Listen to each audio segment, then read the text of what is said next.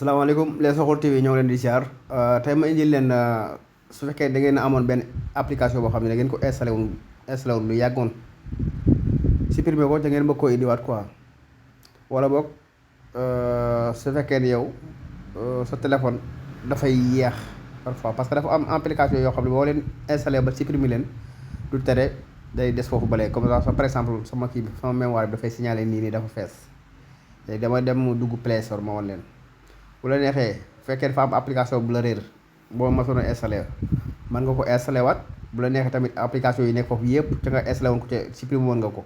day des foofu bu la neexee mën nga dugg waat nga supprimer ko soo ñëwee nga dugg ci trait bi ni ci kaw noonu après nga ñëw fii fi ni bind gérer les applications et appareils fii boo ñëwee da nga fi gis aperçu ak gérer nga def gérer fi nga ñëw fii installé soo defee installé nga ñëw non installé voilà. soo ñëwee fii da ngay gis ni gisoo application yu bëri ñoo fi nekk yoo xam ni man maa ko installé woon dindi naa ko sama appareil de supprimer naa ko bu yàgg mais su ma ñëwee fii dama ko fi gisaat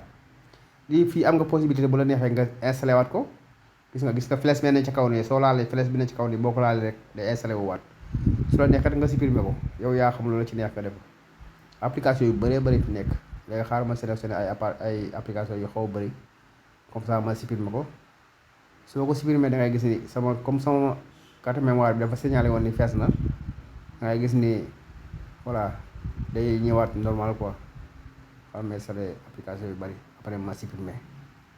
voilà su ma ko supprimer ba pare damay redémarrer sama téléphone voilà léegi supprimer naa ko pare su ma neexee mën naa def pause ma redémarrer sama téléphone ma ñëwaat ma woon leen voilà xaaral ma supprimer waat parce que yi fi des dafa bëri application benn sport yeeg gis ngeen application yi dafa bëri quoi yëpp maa ko installé woon bu yàggoon te soxlaatuma ko voilà yëpp maa ko installé woon xam nga si biir ma waat voilà gis ngeen capture d'écran yeeg application bu ma mës a installé ci sama téléphone rek